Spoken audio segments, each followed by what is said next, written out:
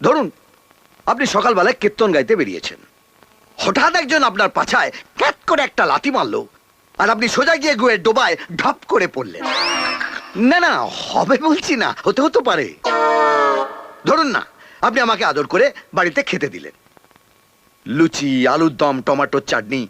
আমি লুচি আলুর দমটা খেলাম, কিন্তু টমেটোর চাটনিটা খেলাম না। তার বদলে আপনার ওই পচা টমেটোটা পায়ের নিচে পচ করে দিলাম, আর টমেটোর বিচিগুলো পক করে বেরিয়ে এলো আমার। না না, হবে বলছি না, হতেও তো পারে। আচ্ছা, কি বলতে চান কি আপনি?